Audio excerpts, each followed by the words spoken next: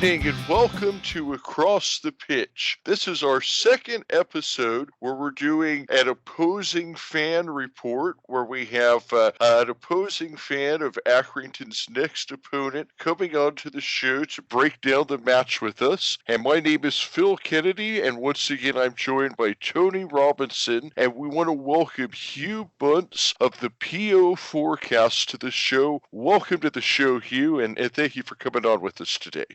No, guys, it's a pleasure. Thanks for having me on the show. Looking forward to this, and now Pompey just finished off a game with Fleetwood where that was a 1-1 draw, so that wasn't quite the result that you were looking for. Before we kind of get into things, since that game just ended, give us your immediate reaction after the Fleetwood match we just watched. Well, it was a 2-2 draw in the end after a couple of goals in the second half.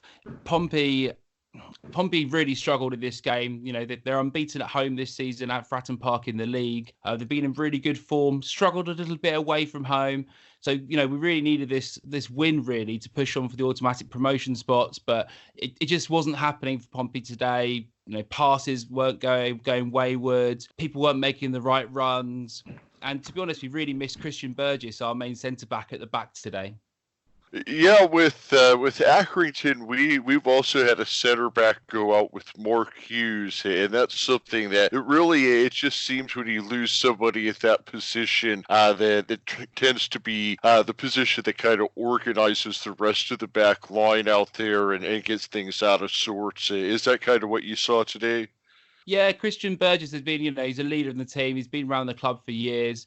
He's really the rock at the back for us. You know, he's technically good passing the ball out from the back. He's good in the air, but he also he leads the defence really, and he's the player we count on to really add that stability at the back. It was unfortunate, Christian's actually suspended due to too many yellow cards. So he will be back again in the game against Accrington on Saturday. But I think that'll make a big difference to our defending, especially in set pieces where we can see there's some really, really disappointing goals today. It sounds like you're comparing what your description of your centre backs sounds quite similar to Mark Hughes, a veteran leader in the back that we've lost due to injury, and he's out for the rest of the season. So you really notice, I think the value of that kind of a player is more evident when they're not on the pitch than when they're playing. Yeah, no, completely. And the team today looked a little bit frustrated. I think Pompey have also picked up 4 bookings after 90 minutes in the last 2 games. It just shows, for dissent, kicking the ball away. It just showed a little bit of frustration in the team. Christian Burgess isn't just an exceptional player. He's actually a leader of the team as well. And I think he's the sort of calming presence which really makes a difference. And unfortunately for today, it just wasn't happening for Pompey. We've lost, he's still injured. I don't know if he'll be back for Saturday, is Ross Sykes. He's a young up-and-comer centre-back. I think 6'4", 6'5", with lots of talent, can distribute the ball. Is good out with his head, and missing those two, as I say, it really makes a difference for our back four.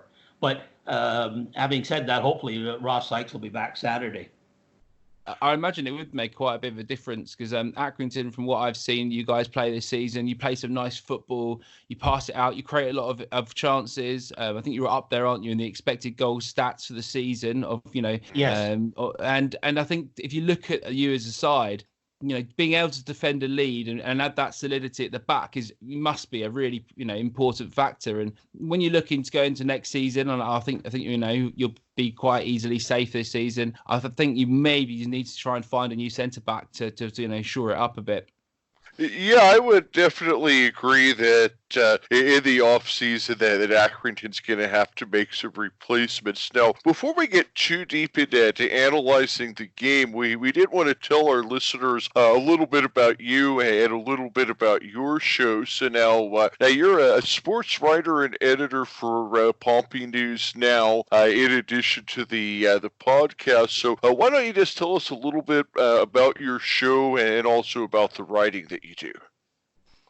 Okay, so I write with Pompey News Now, obviously writer and editor there. We've got a load of guys who write for us. I think there's probably about 8 to 10 of us now on the team. And basically, we're the largest, followed Portsmouth fan site on the internet. So we've got, 13,500 followers, Twitter, Insta, all that kind of usual stuff. We do a lot of stuff on, we try and take not just a sort of, I don't know, clickbaity sort of, drabby sort of news approach to things. We try and take an analytical approach to our writing as well as to the podcast. And, from a podcast point of view, that's what I do. Mainly I host the podcast. We have different guests on each week, a bit like yourselves, former players, etc. We've had Mark Catlin, the chairman, not the chairman, sorry, the CEO on the show as well. So it's really what it is just trying to give fans who follow Portsmouth week in, week out a voice and, a way to join in with the show and create a community. Do you have a favorite interview that you've done since you started your show? What's the one interview that you would say our listeners should go listen to first if they want to go check out your show? Oh, it's a difficult one. There's quite a few favorites out there. Give me your 3 or 5 favorites then. Okay. So one of them was I interviewed Ricardo Rocha. He used to play for Benfica, Portsmouth, Tottenham, Portugal. And he was a great laugh on the show. But also we had Loire on the show with David Norris. That was a particularly good one. People might know Loire. Yeah.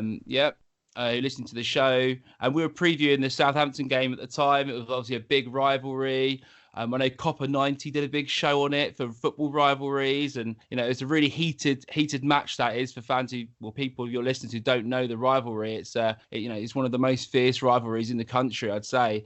And that was huge, and people really got excited about listening to that, just for listening about these players that they followed, watched even as kids, and wanted to know their opinions on the upcoming match against our biggest rivals.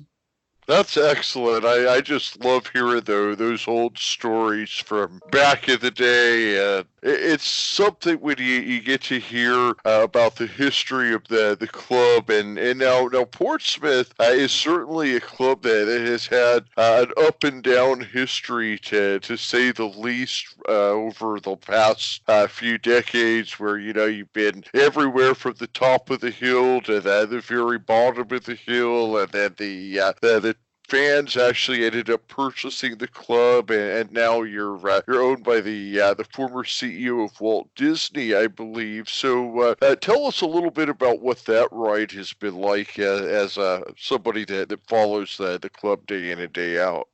Well, it's definitely a roller coaster supporting Pompey, isn't it? If you want a boring ride, go and support someone like Everton, who finished mid-table all season in the Premier League. But it's been interesting. Obviously, we had the highs, accumulating at sort of 2008 when we won the FA Cup. We had some great players there, the likes of Lassana Diarra, who went on to Real Madrid, Suleiman Tari off to Inter Milan, Nico Kranjčar, Peter Crouch. We've got quite a few, Jermaine Defoe. We had some great players playing for us, and at the pinnacle there, 2008, and then it all started to slip. You get to 2010, we still made the FA Cup final against Chelsea, but lost in it. But what happened was the club was sold from Milan Mandrić, who was a real safe pair of hands for the club and loved the club, and then we just seemed to get sold from owner to owner of more dodginess every time.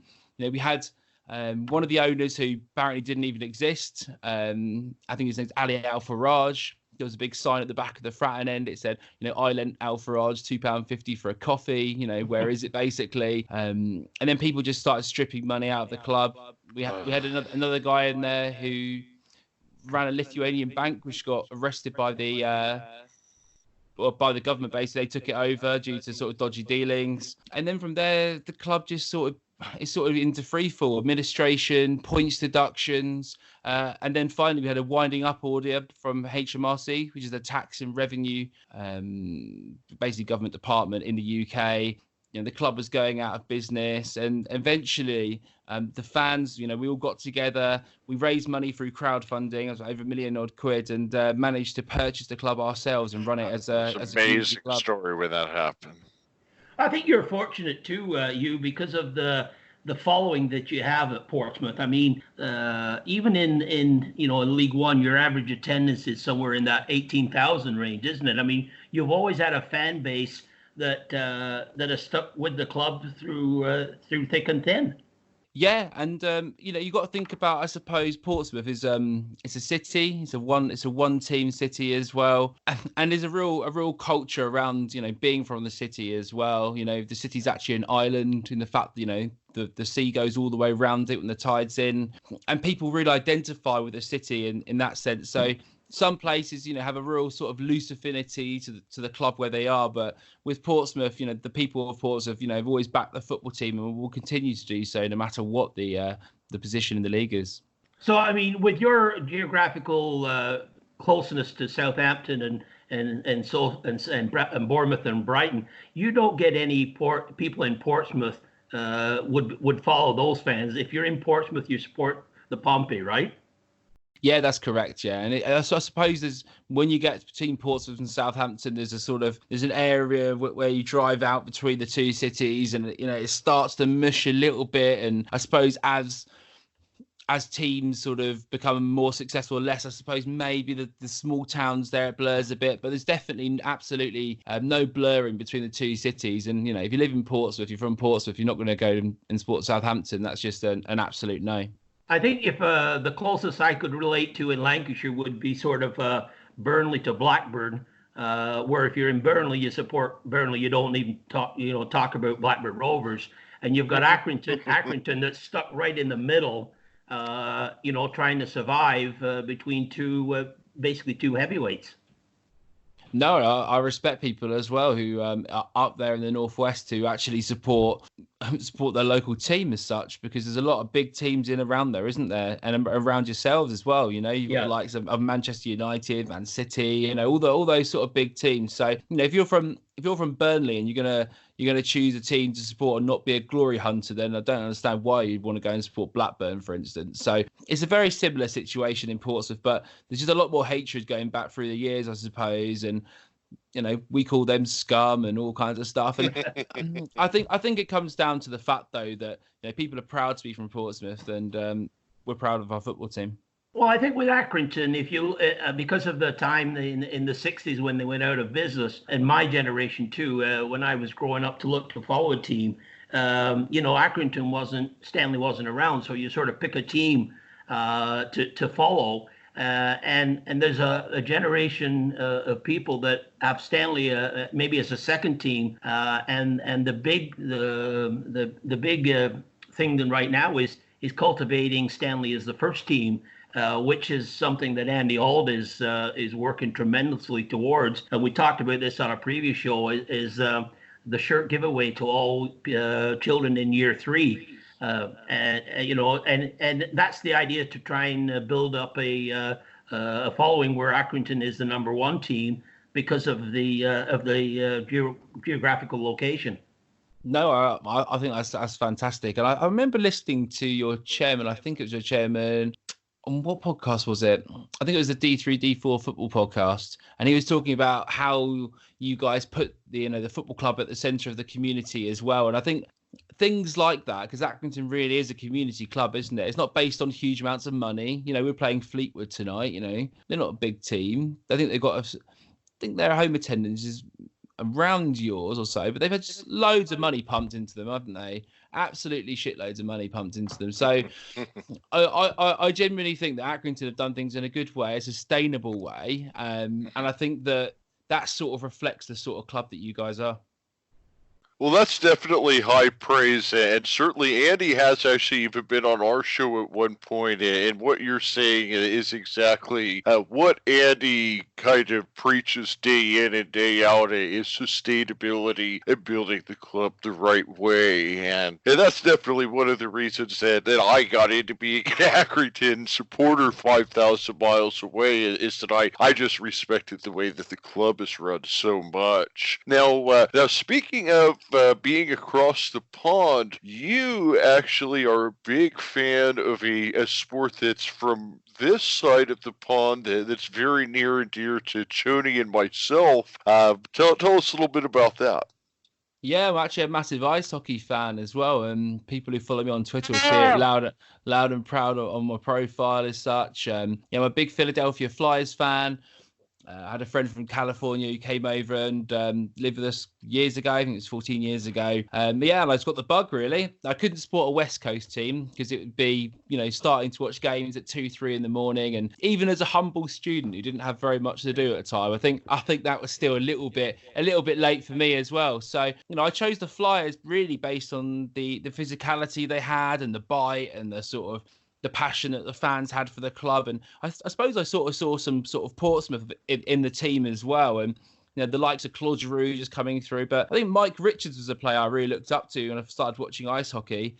And him, you had Jeff Carter on the team as well. But I always thought that Mike Richards was that kind of person I'd love to go for a beer with. Obviously, that didn't quite end as well for him. But at the same time, I thought, he was a sort of passionate leader on the ice, and ice hockey is a really exciting sport, isn't it? Oh, yeah. I do remember. I mean, they were the first expansion team, I believe, to win the Stanley Cup in the 7-4. Yeah.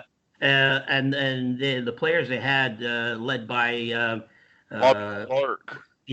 From Flin Flon, Manitoba. I think it's a great name. That always got a kick out of him when he was interviewed because he always had his front teeth missing, which, as a hockey player in those days, that was a badge of honor because everybody seemed to have teeth missing because they didn't have the face guards that they do now. Yeah, this is off topic, but I was listening to a really interesting podcast on ESPN. I want to say it was around Christmas time where they interviewed a team dentist from the NHL, and I guess what they do now is at the beginning of the season they actually take a plaster mold of every player's teeth. That way, if they get their teeth knocked out, they have a mold and they can actually rebuild it right from. So at the beginning of the season, that's something, that you go and you get your helmet and your stick and your pads and they take your teeth mold. That's madness. Let's get to what we're here to talk about today, which is Accrington versus Pompey that's coming up here on Saturday. And now this is a really huge match for both clubs because now you mentioned earlier that Accrington is probably looking at safety, and I would say we probably are. But with 9 games left to play, Tranmere has now run off their 3rd win in a row. They won today. Yeah. They're currently the last relegation team. They also have played 34 games, so they still have a game in hand. The other thing is, if I'm looking at the teams from 16th on down, which are the teams that I think are kind of still in danger, Accrington is also the only team that hasn't won any of their past 4 league games. So that's a little bit of a concern on our end. Looking up the table is some kind of a logjam. You guys currently sit in 4th on 60 points. You're tied with also Fleetwood, Oxford are all on 60 points, and then Peterborough, Sunderland, and Wickham are all on 59 points. So 3rd through 8th, you have separated by 1 point here. Oxford is on an absolute tear. They've reeled off 5 wins in a row. Everybody else is kind of up and down. Right now, you sit 4th behind Oxford, 4-point advantage. Fleetwood on goal difference is what's putting you ahead of them right now. So this is a massive match for both teams coming up here on Saturday. What do you think are going to be some of the keys for Portsmouth based on what you saw today? What do you think they're going to need to improve on today? Like we mentioned, they came away with the 1 point in the draw. What do you think Portsmouth will need to do on Saturday against Accrington to get the full 3 points? Well, as I said, Pompey have been pretty good at home this season. They haven't lost at home this season. Fleetwood are a good team. They came to us. I think they were on a 5-game winning run before that. Could be wrong, could be 6. But no, they're a good team. They're a good passing team. I think at home against you guys, I think I'm quite confident really that we should be picking up the results against a team that, I think that we've got the passing ability to try and get on the front foot against you. Now, you saw against Fleetwood today, the play let loose, the team didn't get on the front foot. But this is a team when they start getting on the front foot, they start pressing from the front, actually caused a lot of problems. So, when Sunderland came down, for instance, you saw them really press Sunderland in their own end and, come away with a 2-0 win. That's the team that Pompey need to show out on Saturday in order to get the win. If the same team rolls out from today, it's going to be more of a struggle. Not in personnel basis, but on the level of the attitude to the team that we had, because no one looked up for it today. And quite frankly, at this time at the end of the season, with the league this close, it's just not really acceptable. So Pompey as a team as well, we're quite quick on the counter-attack. If you give us too much space, for instance, we've got fast players who will be able to punish you. Marcus Harness came on today. He's very quick. He's rapid on the right-hand side. Ronan Curtis in particular leads a team with 11 goals, 10 assists this season in the league. Obviously, he's been called up for Ireland earlier in the season. He looks very good on the left-hand side. If you give him lots of space, let him come back inside and shoot, that'll cause you lots of problems as well. Ellis Harrison, who played up front today, is very good in the air. He was coming up against Harry Suter for Fleetwood today. Suter's about 6'4", 6'5", I think, isn't he? Maybe even 6'6", the big Australian defenseman. And then you look at Ellis Harrison, and he's out jumping him, and he's 6'2", 6'3". So Ellis is good in the air, but he's also good with the ball at his feet. He's good in behind the defence as well. For me, for Accrington, it's more a basis of you need to get on the front foot. You need to frustrate the Fratton Park crowds. Everyone's a little bit up and down at the moment with how things are going. Away form's been really poor. And I think the fans, after today's result, will be a little bit nervous about needing a win. If you can frustrate the team earlier on, maybe grab a quick goal at the start, you can make things very difficult for Pompey. Well, I think with Accrington too, as you mentioned earlier on, I think they're at a league or near the top as far as not converting goal chances, and that's been a sort of an issue that John Coleman has been obviously trying to address. Because it's in this division, as you correctly point out, it's so tight in certain areas that if you are missing one or two efforts, that could be the difference between a win or a draw or whatever. And I'm surprised when I look at the overall record between Portsmouth and Stanley. It's a lot closer than one would think, because you've won 4, drawn 5, and lost 3.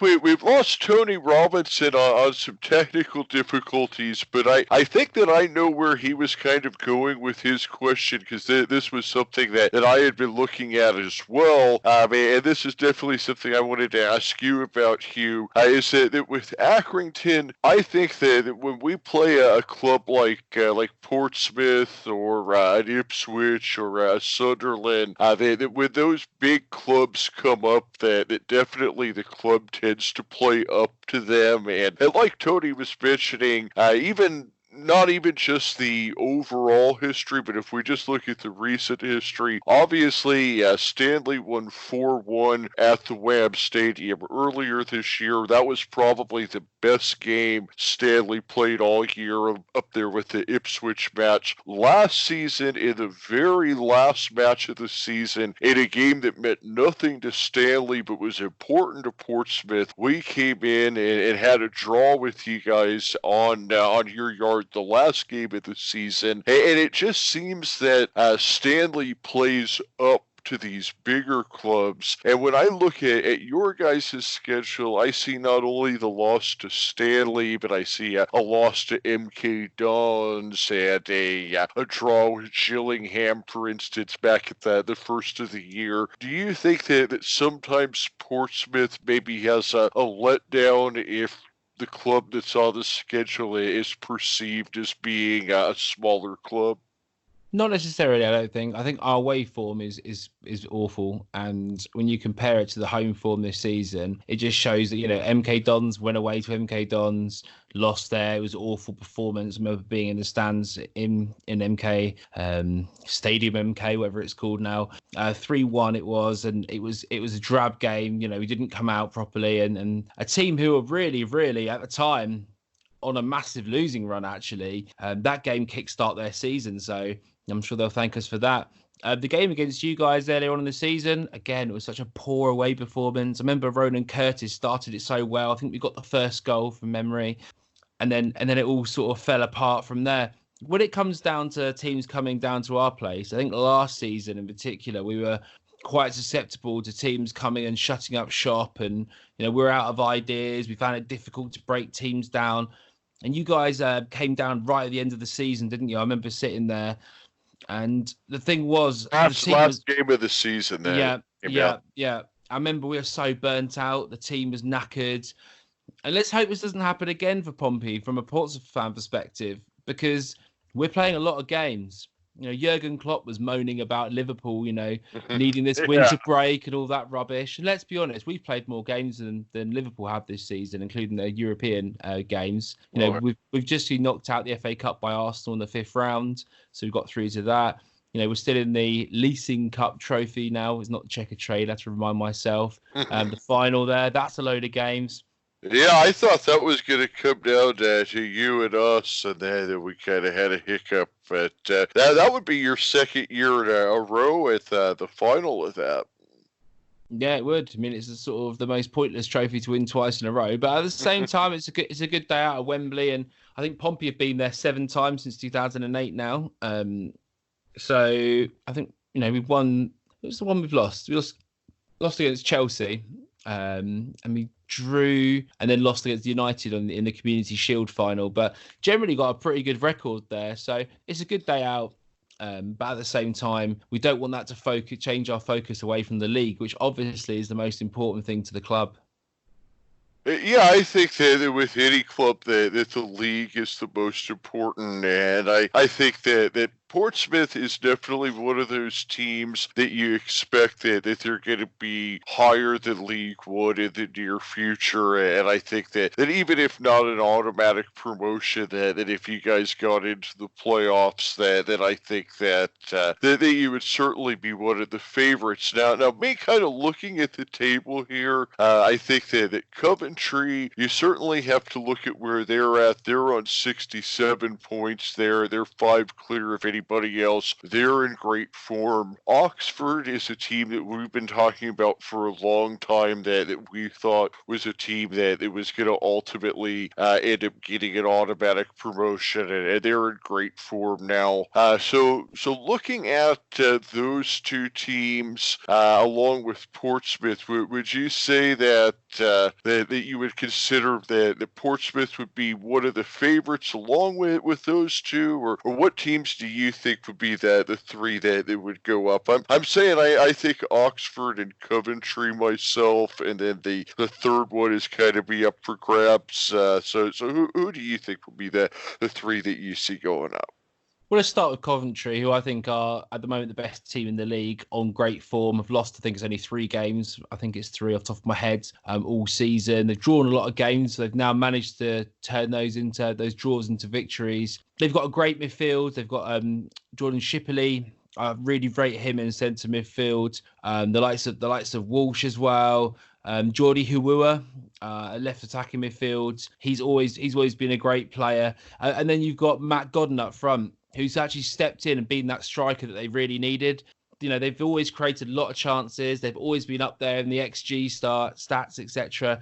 But Matt Godden's come in and fired 14 goals for them this season, which really means that Coventry now have a great midfield, the ability to hold possession. They're quick, they press you high, they've got a good defence, and now they've got that striker, which I think will fire them to promotion.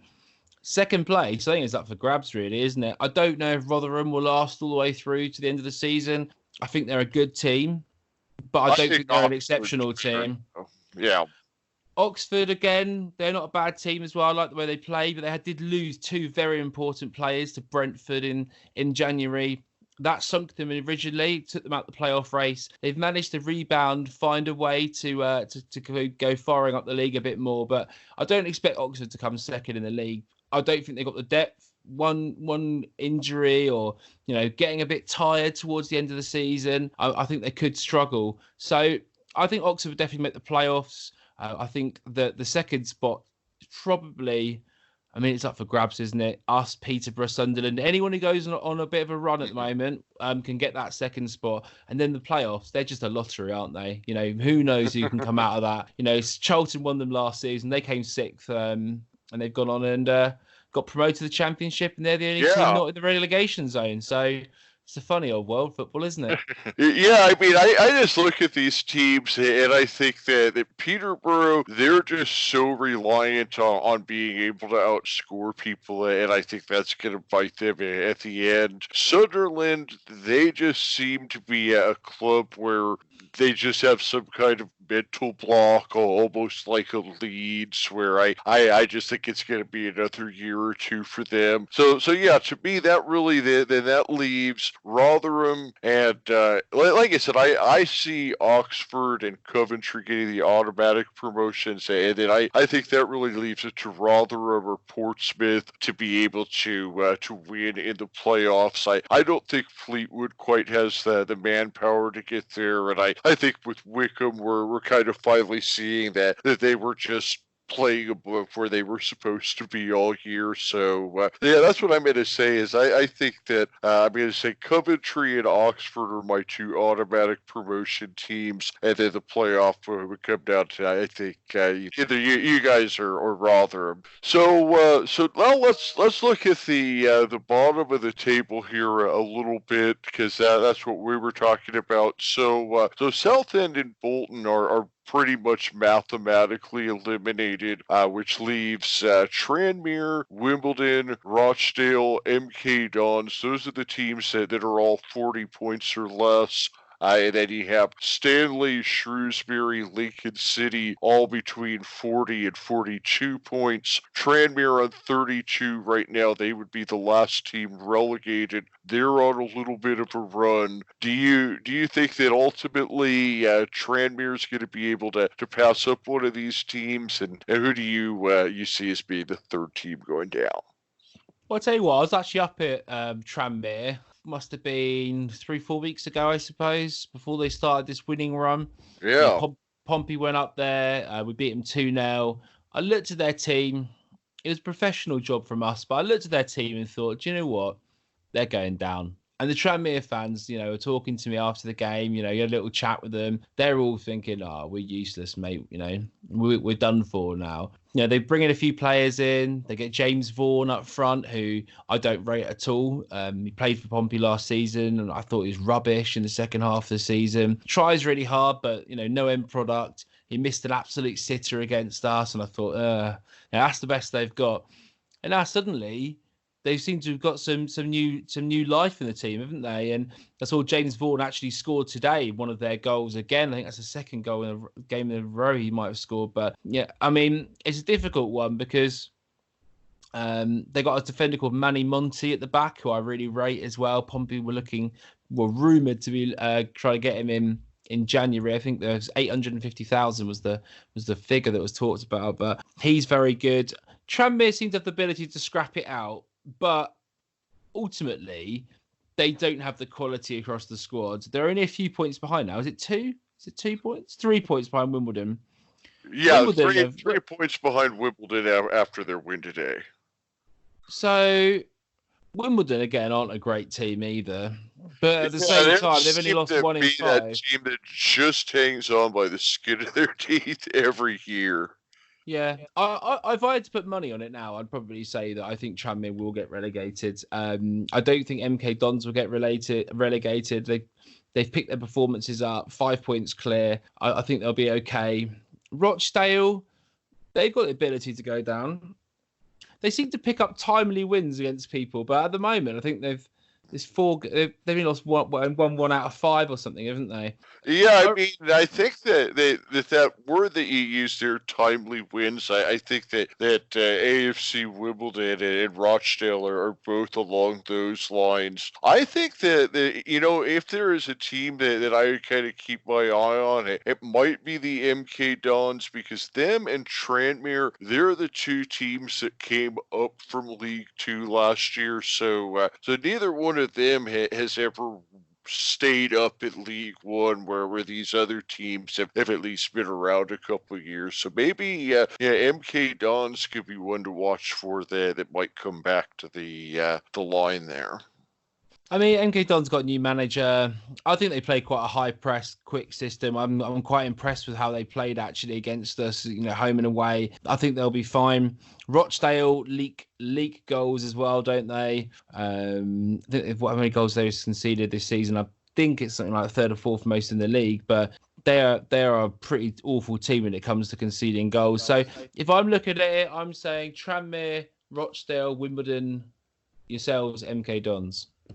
That's really interesting, is how it's almost as if when teams play Accrington and when you've seen teams play against Portsmouth, that we've seen almost Jekyll and Hyde, because it's almost that the teams that you're mentioning that have given Portsmouth trouble, like MK Dons and Wimbledon, Stanley has had a fairly easy time with for the most part, where Rochdale and Tranmere, I believe are, we were 0-1-3 against them this year. So that just tells you how wild and crazy this league is, and why it's so much more fun in some ways than watching the Premier League. Because with the Premier League, you've got your big six, and then you've got 4 or 5 teams down at the bottom that are kind of fighting, and then everybody else is just hanging out in the middle. With League One or Championship League Two, any of these leagues below the Premier League 1 through 24, you just never know what's going to happen week to week.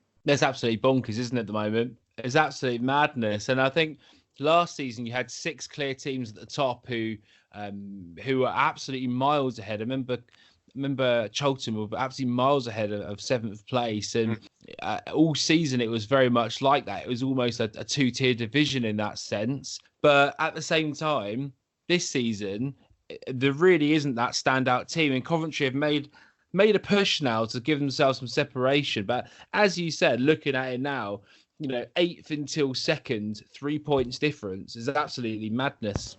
Yeah, I mean, last year we kind of knew that Luton and Barnsley were going up by like February, and like you said, this year there just hasn't been that one team that stepped up and established itself. I mean, you had Wickham that was near the top almost all year, and you just kind of couldn't quite figure out how they were, and now they're starting to come back from the pack, and then one week it looks like Peterborough is just going to score 200 goals. And then, next thing you see them falling down. And it is, like you said, just the number of games that are played by these teams. I mean, we have 2 games fewer than normal this year, but that's still, every team's going to be playing 44 games. That's 7 more than what they play in the Premier League. And then, of course, you've got the trophy. You've got the EFL Cup. I mean, when you have that many games and injuries happen and things, it's just, you never know what you're going to see from week to week.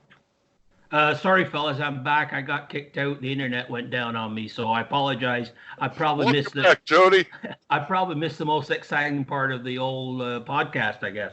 Well, I don't think you missed out too much. I just kind of finished out on what you were saying, and then we talked about that. And then since you've been gone, we were talking about we went and looked at the top half of the table and talked about who we thought would get promoted. I then looked at the bottom half of the table and talked about who we thought would get relegated. But we're right about 45 minutes now. So now that you're back, why don't we make our final score predictions for Saturday? Because I think we're getting to that part of the show where we want to see what we think is going to happen on Saturday. And Hugh, since you're the guest, you make your prediction first.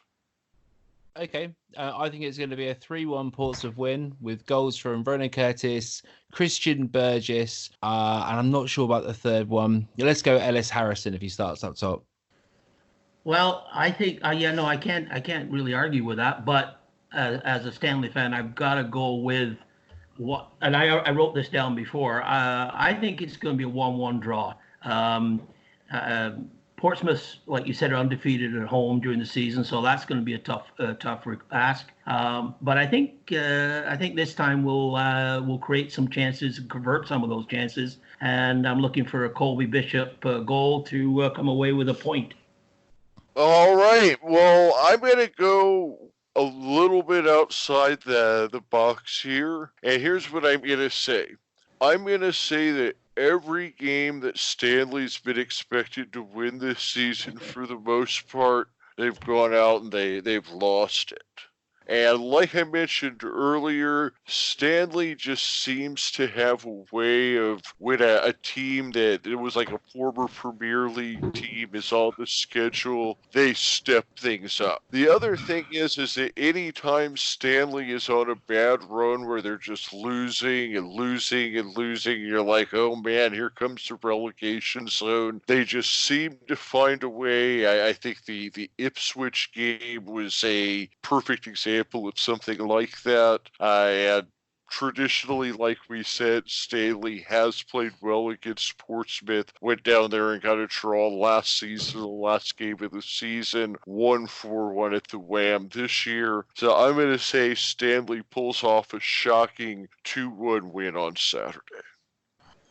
That would be devastating Portsmouth fans across the city. I think, one thing for sure is that with a team coached by Kenny Jackett is like a team with John Coleman. You're going to get everything left out on the pitch. So I think one way or the other, it's going to be an entertaining game of football. I always find when you, like you say about a Tuesday night match not being the best, it always seems to be the following match on a Saturday seems to exceed, the midweek match. So I'm looking for a really good game of football. And as I say, if we can come away with a draw, I like Phil's prediction, but I'll take a draw right now. Yeah, I think like Tony said that we're going to see a good game of football either way, and all logic would dictate that Portsmouth should win this game. And last year, if you go back and read the article that I wrote before that last game, I actually predicted a Portsmouth win, and Stanley came out and shocked me and pulled off the draw at this one. But I don't know, just there's something about it where when Stanley gets to the point where they're at right now, where it's just like they've hit one of the low points of the season, they just seem to find a way to pull out that improbable, and I'm going to say that this is a week I see it coming. Now, Hugh, we definitely appreciate you coming on the show, and we wish you good luck for Portsmouth every week but Saturday. But on Saturday, I'm going to have to say I think Stanley's going to take it. Yeah, same here, guys. Thank you so much for having me on the podcast. Love to come back again sometime. And yeah, good luck to the season. I think you guys are going to be fine. We play nice football. I'm a big fan of John Coleman. I think Colby Bishop's been an absolute steal, and I've got no doubt seeing you guys stay up comfortably this season. Yeah, good luck. I hopefully you guys get into the top two spots, automatic promotion. So a club like Portsmouth deserves to be back in the championship. So all the best for the rest of the season. It's been a pleasure chatting with you. Thanks, and it's not the Portsmouth way to get promoted easily. It would have to be an injury time winner at Wembley in the playoff final. Well, at least you've been to Wembley. We haven't been yet. Well, you can go next year. There you go. Oh, okay. All right, guys. Cheers. Cheers. We wish you the best, and thanks again for coming on, and good luck to Pompey the rest of the way. Thanks, guys. We appreciate having him on the show. Cheers. Cheers. On Stanley on. On Stanley on.